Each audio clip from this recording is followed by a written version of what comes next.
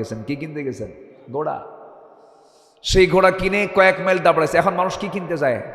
Honda গাড়ি। আগে কি কিনতে যেত? ঘোড়া। তো ঘোড়া কিনেই টাকা পয়সা লেনদেন শেষ, ক্রয় বিক্রয় হয়ে গেছে, চুক্তি শেষ। ঘোড়া নিয়ে কয়েক মাইল দাবড়াইছে, ঘোড়ার 4টা পা গেছে বসা। উনি তো গেছেন খেপে, এসে বলতেছেন, এই ঘোড়াওয়ালা ফাইজলামি করো না, আমার তুমি অচল ঘোড়া দিছো, অসুস্থ ঘোড়া দিছো, এই ঘোড়া আমি নেব না।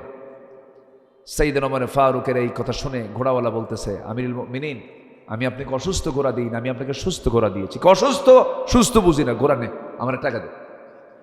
কি কথা বলছেন? তো আমি আমার দে, এটা দে। তো ঘোড়াওয়ালা বলতেছে, না আমি আপনাকে দেব না, যেহেতু আমার জানা মতে ঘোড়া কোনো অসুস্থ ছিল না, এটা আপনার মালিকানা যাওয়ার পর হয়েছে, এটার ফয়সালা আপনিও দিবেন না, আমিও দেব না, আদালত দেবে। যান। কে বলতেছে? কে কয়? কে কয়? ঘোড়াওয়ালা কাকে কয়? 40 রাষ্ট্রের রাষ্ট্রপ্রধান ওমর ফারুককে বলতেছে, যার চোখের ইশারায় ওর মতো ঘোড়াওয়ালা লাখ লাখ সব উড়ে যাবে সব। সে বলতেছে আদালতে চলে। ওমর ফারুক রাদিয়াল্লাহু আনহু মুস্কি হাসি মেরে বললেন, তাই তুমি আমাকে আদালতে নিবা? হ্যাঁ চলো। সুবহানাল্লাহ বলবেন না? আদালতে চলে গেলেন। আদালতের চত্বরে গিয়ে যখন আদালতের বিচারপতির সামনে গিয়ে দাঁড়াইছেন ওমর ফারুক, বিচারপতি চেয়ার থেকে দাঁড়ায় গেছে। দাঁড়ায় বলতেছে, আপনি এখানে কেন? আপনি কেন আদালতে? কি হয়েছে আমিরুল মুমিনিন বলুন। কিন্তু দেখো না যে মামলা দিছে, দেখো যেটা সঠিক হয় আমি ওমরকে দেখে বিচার করব না, কোরআনকে দেখে বিচার করবা। সুবহানাল্লাহ বলবেন না? তো ওমর ফারুক রাদিয়াল্লাহু আনহু বললেন, বিচার করো। জাস্টিস তো বিচারে বসে গেছেন, শুনলেন, বাদী বিবাদী দুজনের কথাই শুনলেন। শোনার পরে সেই কাজীর নাম হলো কাজী সুরাই ইবনুল হারিস আল কিন্দি রাহমাতুল্লাহ আলাইহি। শতাধিক বছর বেঁচে ছিলেন, বহুদিন তিনি বিচারপতির দায়িত্ব পালন করেছেন। তিনি বলে ফেলেন, আমিরুল মুমিনিন, আপনি খলিফা হচ্ছেন, কিন্তু উপায় নাই, আজকে বিচারের রায়টা সম্পূর্ণ ঘোড়াওয়ালার পক্ষে চলে গেছে। কেন? একটু বুঝায়া বলো। আপনি আমার সামনে এই যে মুখোমুখি হয়েছি, আমি সুস্থ অবস্থায় বাড়ি ফিরবো, আপনি সুস্থ অবস্থায় বাড়ি ফিরবেন, পরিবারের কাছে যাবেন, গ্যারান্টি কি? নাই গ্যারান্টি। আপনি ঘোড়া বিক্রি করে দিচ্ছে ঘোড়াওয়ালা, আপনি কিনে নিয়েছেন, আপনার কাছে অসুস্থ হয়েছে, তার দোষ কি? কোনো কথা বললেন না, চলে আসলেন বাড়িতে। পরের দিন মজলিসে শুরার বৈঠকে বসে বলতেছেন, শোনো, অমুক জনপদে একটা আঞ্চলিক বিচারপতি পেয়েছি, কি সাহস তার আমার বিরুদ্ধে রায় দেয়, কি বড় সাহস তার। এত বড় সাহস যেহেতু সে পেয়েছে, এই লোকটা কি তো ওই জায়গায় বিচারপতি নয়, তাকে এই রাষ্ট্রের চিফ জাস্টিস, প্রধান বিচারপতি বানায় দেওয়া হোক। আল্লাহু আকবার বলবেন না? আর আমার দেশে যদি কি বিরুদ্ধে যায় তাহলে কি করে?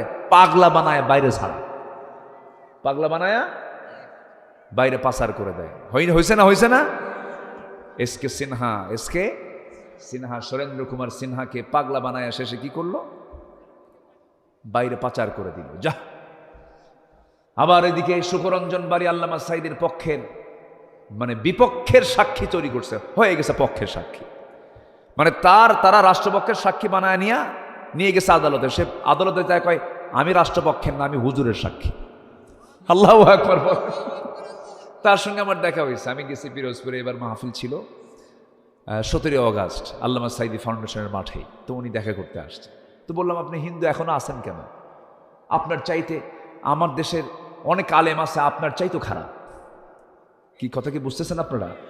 আলেমের পরিচয় বহন করে, কিন্তু আপনি একজন হিন্দু হয়ে জীবনের ঝুঁকি নিয়ে আপনাকে হত্যার পরিকল্পনা করেছে, তাকে দমদম এয়ারপোর্টে 5 বছর আটকে রেখেছিল এই ভারতে। তো বললাম, আপনি যখন এত কিছুই করলেন, খালি একটু কালেমা পড়েন, লা ইলাহা ইল্লাল্লাহ। আবু তালেব ভয়া লাভ কি? বোঝেন নাই? আবু তালেব ভয়া লাভ কি? একটু কালেমা পড়েন। ও মুসকি মুসকি হাসি মারতেছে। তো আমি লাইনে আছি, খুব চেষ্টায় আছি, একটু যোগাযোগ মাঝে মাঝে রাখি, দেখি তো একটু কালেমা পড়ান যায় নাকি। সম্মানিত ভাইয়েরা, অনেক হিন্দু ভাই আছেন আমার দেশে, ইসলামকে খুব মহাব্বত করে, তারা আছে না নাই বলেন তো? হেদায়েত তো আল্লাহর হাতে। অনেক হিন্দু মানুষ আছেন যারা সততা নিয়ে চলেন, ঠকায় না, ওজনে কম দেয় না, মানুষের সঙ্গে ঠকবাজি করে না। কিন্তু আমার দেশে বহু টুপিওয়ালা দাড়িওয়ালা হজ করে আসছে, লুটপাট করে খায়, আছে না নয়? আচ্ছা, এই জন্য আমরা ওমরের কাছ থেকে শিক্ষা নেব। জোরে বলি ইনশা আল্লাহ, জোরে বলি ইনশা আল্লাহ। তিনি অসুস্থ, ওমরে ফারুক কি অসুস্থ, মধু লাগবে, মধু নাই। রাষ্ট্রের তহবিলে কিছু মধু আছে, এই মধু নিবেন কেমনে নিবেন, নিতে পারতেছেন না, নেন কেন নেব না? জনগণ যদি আমাকে না নিতে বলে আমি কি নিতে পারি? আমার তো হারাম হয়ে যাবে এটা। জনগণের কাছ থেকে পারমিশন নিলেন, আমি কিছু মধু খেতে চাই, আমার অসুস্থতা আছে। এরপরে তিনি মধু নিলেন, কি জবাবদিহিতা ছিল। রাষ্ট্রের কিছু মধু পেয়েছেন, 1 বোতল মধু। কয় বোতল? 1 বোতল মধু নিয়ে বাড়িতে বউকে এসে বলতেছে, বউ আমার এই যে মধুর বোতল পেয়েছি, 5 ভাগ করতে হবে, আমি এবং আমার প্রতিবেশী মোট 5 জন, 5টা ভাগ করো। বইয়ের হাতে দিয়ে বললেন এটা ভাগ করো। কিছুক্ষণ পর বলছে, আমার স্ত্রী রাগ করো না, আমি তোমাকে ভাগ করতে দেবো না, দাও।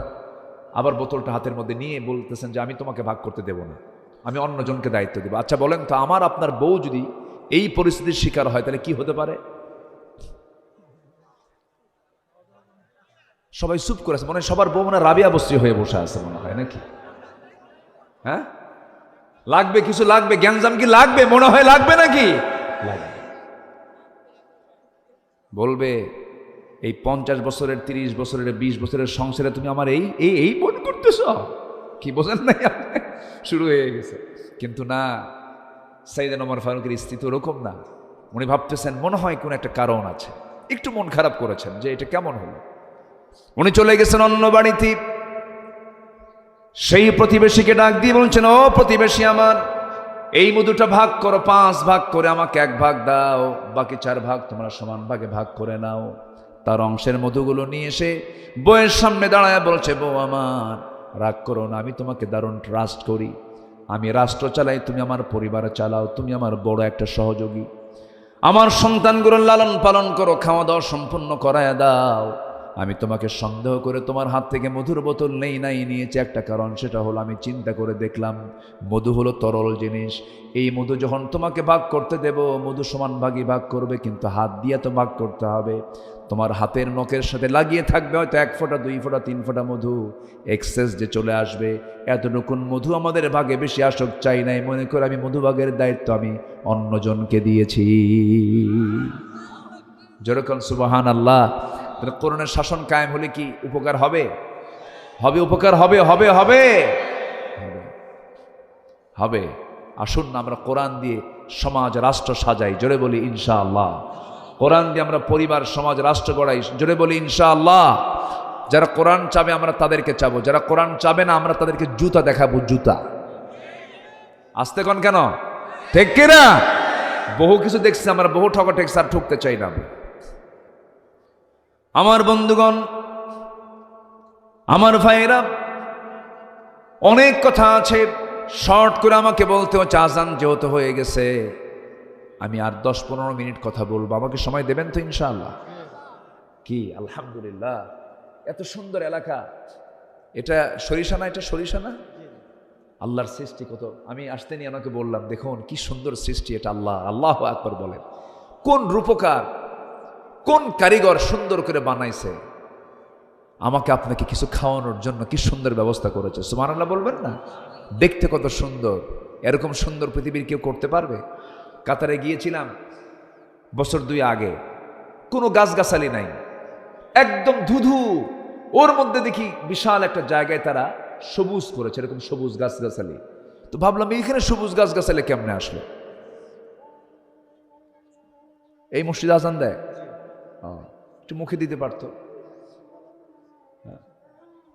না। চাচা মানবে না, চাচা শুরু করছে, শুরু করুক উনি। সবাই 2-1 জন একটু উত্তর দেন, একটু উত্তর দেন, আমি একটু কথা বলি না। আজান শেষই হোক, খুব জোরে আসতেছে, আমরা একটু জবাব দিই, এটা একটা ইবাদত। একটু মিস্টেক না, মিস্টেক তো খেয়াল করবে না। হ্যাঁ, বুড়া মানুষ তো বোঝা নাই।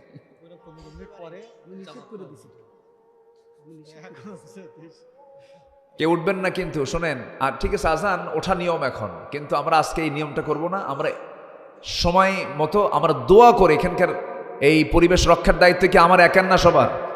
আপনি চলে গেলে কি এই পরিবেশ থাকবে?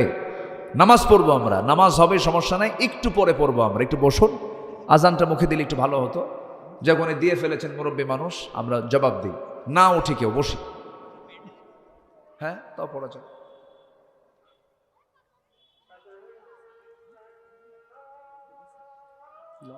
আজান তো লম্বা, আজান থামতেছে না তো।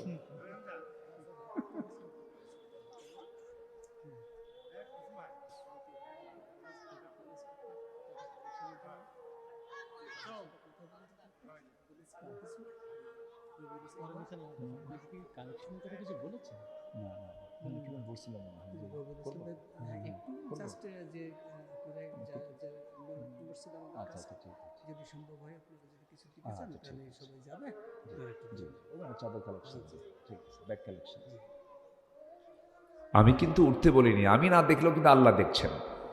একটু বসুন, একটু বসুন। এই বৈঠকের দাম কিন্তু অনেক। 60 বছর ইবাদত করলেও আপনি সওয়াব পাবেন না। এখানে বসার সওয়াব কিন্তু অনেক অনেক বেশি। বলি আলহামদুলিল্লাহ।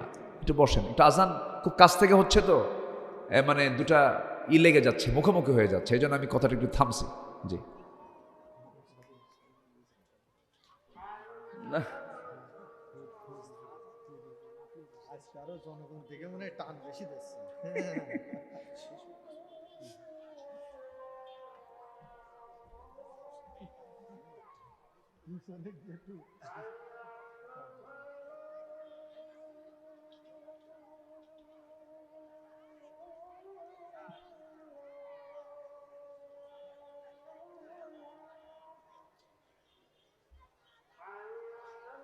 আজকে টান বেশি হয়েছে না? ভালো পাকা মুয়াজ্জিন বলবো না। আলহামদুলিল্লাহ।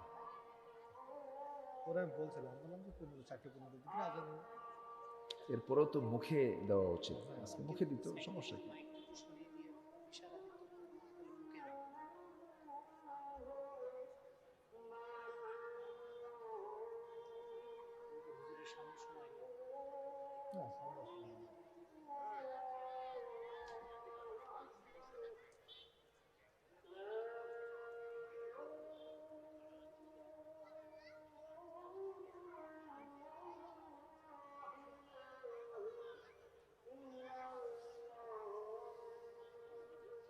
লোকগুলো কত সুন্দর দেখছেন, খুব ধৈর্য কিন্তু আলহামদুলিল্লাহ, মাশাআল্লাহ, অনেক ধৈর্য, এত সুন্দর, এত সুন্দর, মাশাআল্লাহ।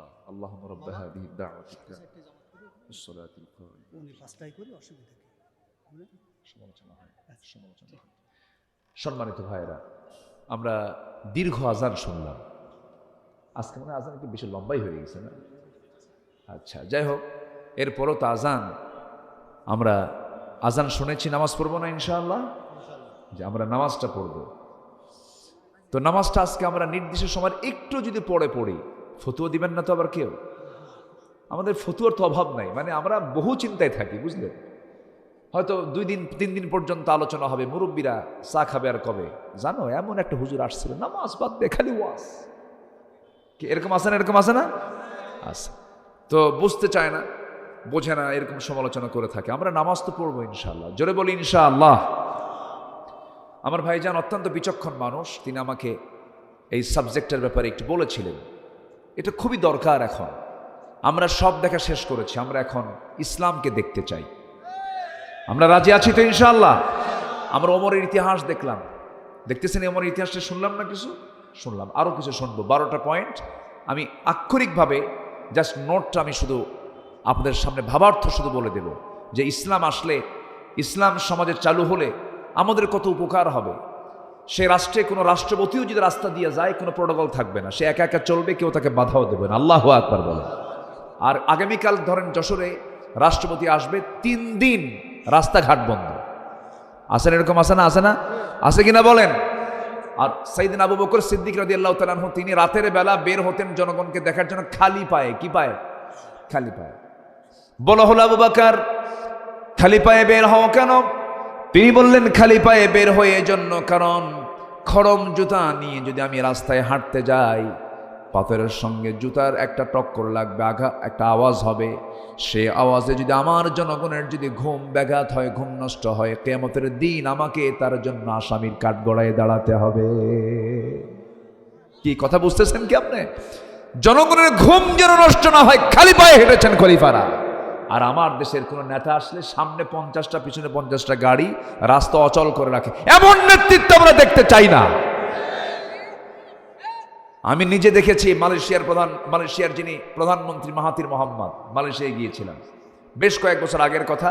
কেএলএতে আমি কোন একটা শপিংয়ে ঢুকেছি, আমি একজন প্রধানমন্ত্রী, তিনি একে একে ঘুরতেছেন মার্কেটে, সামনে পিছনে একটা প্রটোকল নাই। আর আমার দেশে আতিপাতি নেতাও যদি হয়, তার সামনে 50টা পিছনে 50টা। কেন এত মরার ভয়? কেন? যাদের কাছে এত ভয় লাগে তাদের নেতৃত্ব দেওয়ার দরকার নাই। বান্দা ভয় করবে কাকে? আল্লাহকে ভয় করবে। সম্মানিত ভাইয়েরা, তাহলে আমরা শিখে নিচ্ছি ইসলামী রাষ্ট্র গঠনে আমার নবীর আদর্শ কি ছিল। নাম্বার 1 হচ্ছে তিনি সমাজে শিরিক বন্ধ করে তাওহীদ চালু করেছেন। শিরিক বন্ধ করে, কি বন্ধ করে বলেন? সমাজে কোনো শিরিক ছিল না। শিরিক যেরকম মানুষের তৈরি করা আইন, এটা একটা শিরিক, ওটাকে উৎখাত করে কার আইন প্রতিষ্ঠা করেছেন? আচ্ছা, এরপরে তিনি মূর্তিগুলোকে রেখেছেন না ভেঙেছেন? ভেঙেছেন। আর আমরা মূর্তিগুলো কি করছি? রেখেছি না বানাইছি?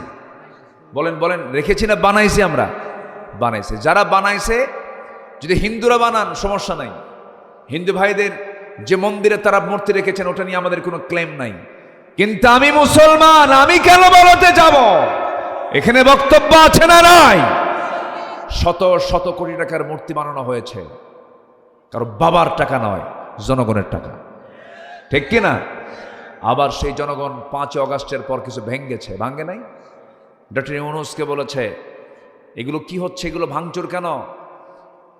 একজন ইতিহাস, একজন স্থাপত্য, এই দেশকে যিনি স্বাধীন করেছেন, স্বাধীনতার স্থপতি, তার এই মূর্তিগুলোকে কেন ভাঙ্গা হচ্ছে? ডক্টর ইউনূস বলেছিলেন এই প্রশ্ন আমারই করেন কেন? তার বেটিরে করেন। বেটির অপকর্ম এটার জন্য দায়ী, আমাদের কোনো দোষ নাই।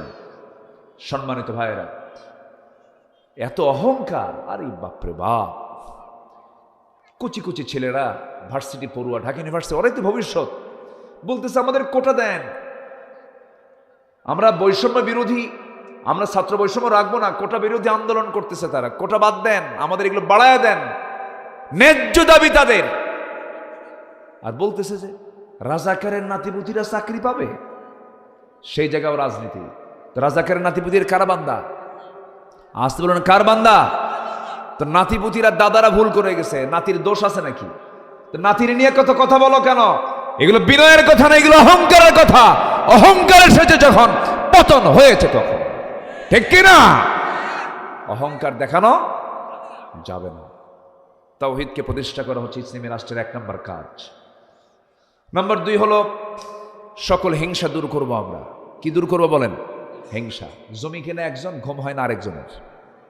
এরকম লোক মনে হয় এই যশোরে নাই, মনে হয়। একজন জমি কিনে আরেকজনের ঘুম হয় না, খালি হাই রে কামটা হলো কি? এরকম আছে না? এরকম আছে না? এরকম আছে আছে। এগুলো মুসলমানদের কাম না, এগুলো মুসলমানদের মধ্যে আসবে না। এগুলো মুসলমান যদি এগুলো করে তাহলে ভাবতে হবে ওর মধ্যে মুসলমানই তো নাই। নাম্বার 3 হলো হিংসা দূর করে ভ্রাতৃত্ব প্রতিষ্ঠা হলো 2 নাম্বার।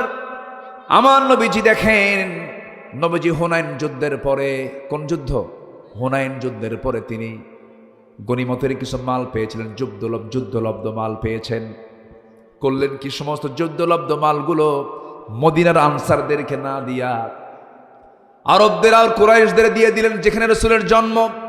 ওদেরকে বেশি করে দিয়েছেন, কারণ মুহাজিররা চরম কষ্টে ছিল, ওদের কিছু সচ্ছলতা আসুক। আনসারদের মধ্যে চরম হতাশা কাজ করলো, তারা খেপে গেল, রেগে গেল, এক পর্যায়ে বলে ফেললো আমাদের নবী আরবদের সঙ্গে মিশে গেছে। দেখছেন সাহাবীরা, কিন্তু আনসার সাহাবীরা বলতেছে আমাদের নবী না, ওই কুরাইশদের সঙ্গে মিশে গেছে। কুরাইশের জন্ম তার। নবীজি এই কথা শুনলেন। বলেন তো এটা ভ্রাতৃত্ব ক্রাইসিস হলো না? বলেন তো। আমার নবী দেখেন কি করতেছেন, সমাধান কি?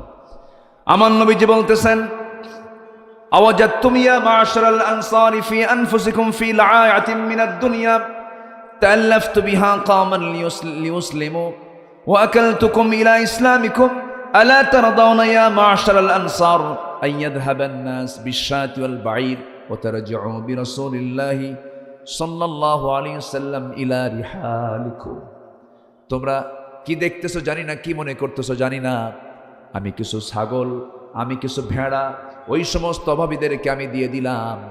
এটাকে তোমরা অন্যরকম মনে করে আমার প্রতি তোমরা কেমন যেন আচরণ করছো, কিন্তু আমি তো তাদেরকে তাদের অসচ্ছলতা দূর করার জন্য দিয়েছি।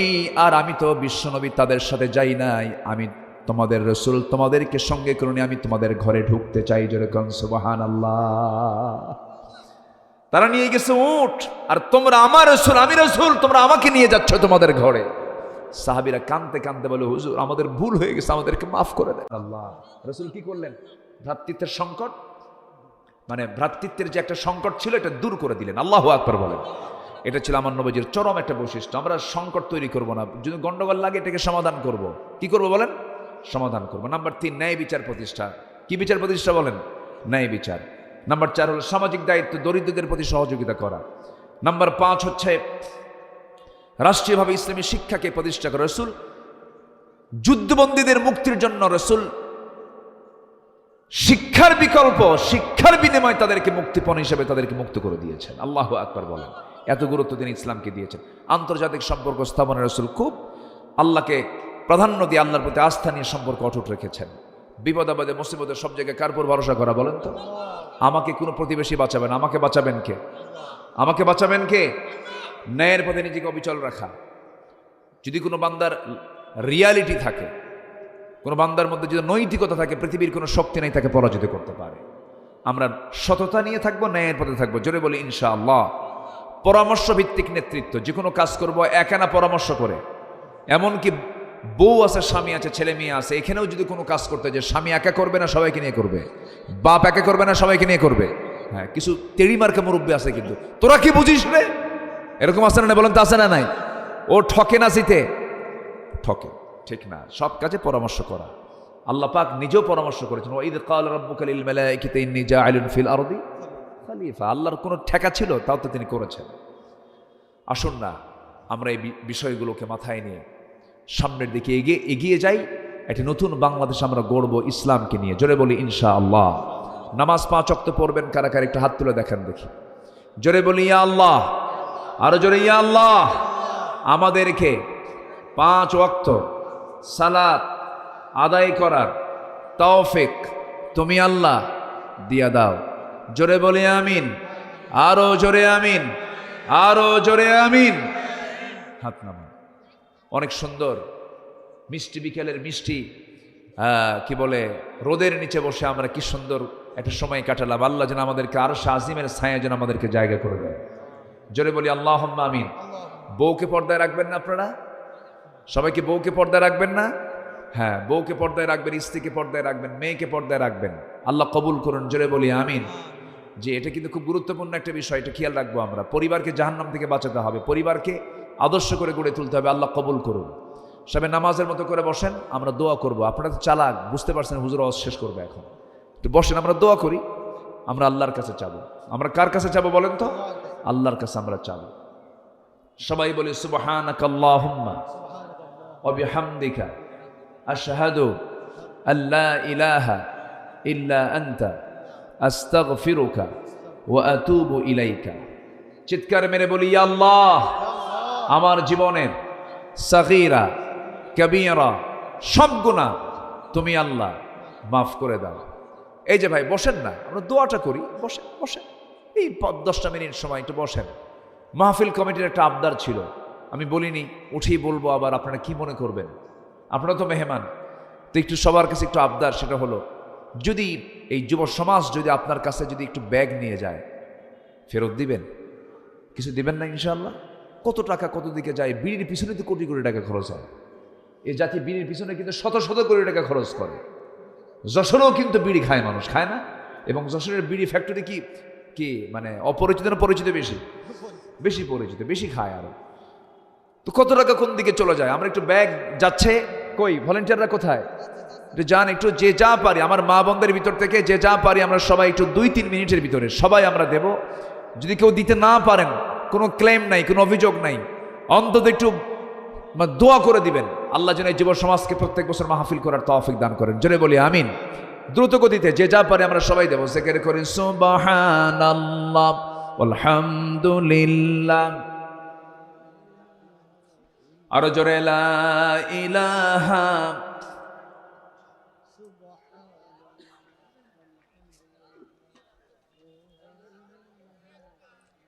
আরে ব্যাগ তো যায়নি এখনো, মনে হয় গেছে। জি, যে যা পারি, যদি কেউ না দিতে পারেন সমস্যা নাই, ব্যাগে একটু হাতের ছোঁয়া লাগাই দিয়ে বিসমিল্লাহ বলে ফোঁ দিয়ে দিবেন, আল্লাহ বরকত দিয়ে দিবেন। আর ব্যাগের মধ্যে আবার হাত দিয়েন না। জি, যে যা পারি আমরা সবাই দেবো ইনশাআল্লাহ। জিকির করেন সুবহানাল্লাহ। বসেন, জিকির করি লা ইলাহা। মাইকটা অনেক সুন্দর, মাইকের সিস্টেম সুন্দর, মাইক ভালো মাশাআল্লাহ। জিকির করে সুবহানাল্লাহ আলহামদুলিল্লাহ। আরো জোরে লা ইলাহা। আমরা সলাতুল আসর আমরা এখানে আদায় করব ইনশাআল্লাহ। অনেক লোক তো এখানে আদায় হবে, যাদের ওযু আছে তারা নামাজে দাঁড়িয়ে যাবেন মুনাজাতের পর ইনশাআল্লাহ। ওযু নাই যাদের, ওযু করে নেবেন। জিকির করি লা ইলাহা।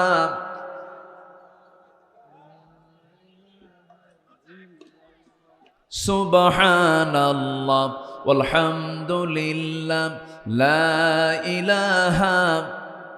দোয়ার পরে ওযুর সুযোগ দেওয়া হবে। দোয়ার পর একটু বসেন, আমরা একটু শৃঙ্খলা রক্ষা করি, একটু বসি। জিকির করি লা ইলাহা। ধৈর্য কম, মানুষ তো আল্লাহ নিজে বলতেছে তোরা প্রবল, মানুষ দ্রুত জনগণ খুব শান্তভাবে আজকে আলহামদুলিল্লাহ, আমি খুবই খুশি আলহামদুলিল্লাহ। এই দিনের বেলা এত ধৈর্য নিয়ে সবাই যে কোরআন শুনলো, আল্লাহ তুমি সবাইকে আমল করার তৌফিক দিয়ে দাও, জোরে বলি আমিন। জি, আমরা সবাই বসি, নামাজের ওয়াক্ত অনেক আগে আসছে, আমরা দোয়া করে দেব। ব্যাগগুলো কোথায়? ব্যাগগুলো নিয়ে আমার পিছন দিয়ে চলে গেল না তো? আছে তো নাকি? যুবকরা, এই যুবকরা কোথায় তোমরা? আসো। জি, সব আসো, চলে আসো। মাদের ভিতর থেকে যে যা পারেন আমার মা বোন সবাই দিবেন। আল্লাহুম্মা আমিন।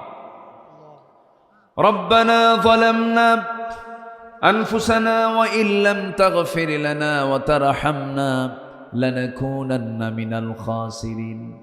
মিষ্টি বিকেল গধূলি বেলা হাজারো মুসলমান নরনারী নিয়ে তোমার কালামের সূরাতুশ শূরা থেকে ইকামতে দ্বীনের উপরে একটি কল্যাণ রাষ্ট্রের প্রতিষ্ঠা কেমন করে হয় এই বিষয়ে কিছু, এর উপকারিতা নিয়ে কিছু কথা বলেছি। দুটো হাত ভিক্ষুকের মতো পেতে আছে সে শান্তে এসে। গুনার দিকে নজর দিও না বান্দা, মনে করে তামাম জিন্দেগির গুনাহগুলোকে মাফ করে দাও। জনম দুঃখিনী মা, জনম দুঃখী বাপ যান যারা চলে গেছেন, জিন্দেগির গুনাহগুলো মাফ করো। কবরগুলোকে জান্নাতের টুকরা তুমি আল্লাহ বানায়া দাও। আয় আল্লাহ তাআলা, আমার আব্বা আম্মা আমাদের মধ্যে যাদের দুনিয়া থেকে বিদায় নিয়েছেন, কবরের সমস্ত আযাবগুলোকে মাফ করে দাও, কবরগুলোকে জান্নাতের টুকরা বানায়া দাও। আয় আল্লাহ তাআলা, আব্বা আম্মার জন্য কি দোয়া তাও শিখিয়ে দিয়েছ, সবাই বলুন রব্বিরহামহুমা কামা রব্বায়ানি সগীরা। রব্বিরহামহুমা কামা রব্বায়ানি সগীরা। আয় আল্লাহ তাআলা, বিশেষ করে মাহফিলটার আয়োজন করলেন যারা, শোনার জন্য কষ্ট করে দিনের কত কাজ, শত কাজকে যারা মাইনাস করে আসলেন, যারা তোমার কোরআন শোনার জন্য যারা সময় দিল, আল্লাহ তুমি তাদেরকে উত্তম জাযা তোমার পক্ষ থেকে দিয়ে দিও। যা শুনলাম মানার তৌফিক দাও আল্লাহ। বাকি জিন্দেগি তোমার হুকুমগুলোকে মেনে চলার তৌফিক তুমি আল্লাহ আমাদের দিয়ে দিও। কোন দিন দুনিয়া থেকে বিদায় নেব জানি না, ডান হাতে আমলনামা না আসা পর্যন্ত মরণ দিও না। বাবা গেছে, কারো মা গেছে, ভাই গেছে, বোন গেছে, কতজনকে হারালাম রে। একদিন সময় চলে আসবে, সবার কানে কানে আসবে, আব্দুল্লাহ আমিন নাই, কাজী আব্দুর রহমান নাই। এই তো দুনিয়ার নিয়ম রে। সবার চোখে পানি আসবে, মানুষ কাঁদবে, হারে চলে গেছে ভাইটা আমার। কিন্তু এইটাই তো শেষ। মূলত বন্ধু পৃথিবীর কেউ না, তুমি আল্লাহ ছাড়া। তোমার সঙ্গে সম্পর্ক করার তৌফিকটা দিয়ে দাও। আমরা তোমাকে দূরে রাখতে চাই, কিন্তু তুমি তো আমাদের দূরের কেউ না, তুমি আমাদের সবচাইতে আপন। ও আল্লাহ, তোমার সঙ্গে মোহাব্বতটা বাড়ায়া দাও। তোমাকে সেজদা দিয়ে খুশি করার তৌফিক দিয়ে দাও, তাহাজ্জুদ পড়ার তৌফিক দিয়ে দাও, বেশি বেশি নফল রোজা রাখার তৌফিক দিয়ে দাও। জিব্বা থেকে সমস্ত হারাম, সমস্ত মিথ্যা কথা, হারাম খাবার জিব্বা থেকে সরাইয়া দাও। আয় আল্লাহ তাআলা সকল প্রকার হিংসা থেকে দিলকে সাফ করে দাও। আয় আল্লাহ তাআলা কোন দিন দুনিয়া থেকে বিদায় নেব জানি না, আল্লাহ ডান হাতে আমলনামা না আসা পর্যন্ত মরণ দিবা না। আল্লাহ গো, আশপাশে কত মাইয়াত শুয়ে আছে, কত কবরবাসী পড়ে আছে, কবরে কেউ নাই দেখে। আল্লাহ তোমার কাছে ফরিয়াদ করি, তুমি এই সমস্ত কবরবাসী আযাবগুলোকে মাফ করে দিও, কবরগুলোকে তুমি আল্লাহ জান্নাতের টুকরা বানাইয়া দিও। আল্লাহ একদিন সবাই চলে যাব, একদিন কেউ তো থাকবো না, টেনে হেঁচড়ে নিয়ে চলে যাবে কবরের দিকে, কবরে শোয়া দেবে। 24 ঘন্টা যাবে না, মাথার চুলগুলো খসে খসে পড়বে। এই চুলে সাবান দিয়েছি, এই চুলে তেল দিয়েছি, কত যত্নই না করেছি, কত নাপিত দিয়া চুলটা সাইজ করেছি, যত্ন করেছি, শ্যাম্পু লাগাইছি, তেল লাগাইছি। 24 ঘন্টায় তেল, সেই তেল লাগানো চুলগুলো পড়ে পড়ে যাবে। 3 দিনে চামড়াগুলো গলে গলে পোকার পেটের খাবার হবে। মাত্র 7 দিন পেটের নারী ভরে সব চোখ মুখ কান নাক দাস বের হওয়া শুরু হয়ে যাবে। পেটটা ফুলে উঠবে, কিম্ভূত কিমাকার চেহারা হয়ে যাবে, চেনা যাবে না। মাত্র 3 মাসের মাথায় দেখা যাবে রে। কবর যদি খনন করে দেখা হয়, কয়েকটা হাড় ছাড়া আর কিচ্ছু খুঁজে পাওয়া যাবে না। এই তো দুনিয়ার নিয়ম। আল্লাহ আল্লাহ তোমার কাছে ফরিয়াদ করে, তোমার পছন্দের বান্দা না হওয়া পর্যন্ত মালাকুল মউত পাঠাবা না। আল্লাহ দুনিয়াতে ধরা খেয়ে গেলে পার পাওয়া যাবে, কিন্তু তোমার কাছে গিয়ে যদি আমরা ধরা খেয়ে যাই, কে আমাদেরকে পার করে দেবে? তুমি ছাড়া কেউ তো নাই। আল্লাহ মেহেরবানি করে সে অন্তিম সময়ে যখন চলে আসবে, জবানে জারি করে দিও, লা ইলাহা ইল্লাল্লাহু মুহাম্মাদুর রাসূলুল্লাহ। আজান হবে মুখে, ও আজান তো হয়ে গেছে, ওই আজানই আমরা এখানে নামাজটা পড়বো। যাদের ওযু আছে কিবলামুখী হয়ে যান। নামাজ ফরজ, ফরজ সালাত, ফরজ নামাজ, সবাই ফরজ মনে করে সবাই নামাজে দাঁড়িয়ে যান ইনশাআল্লাহ।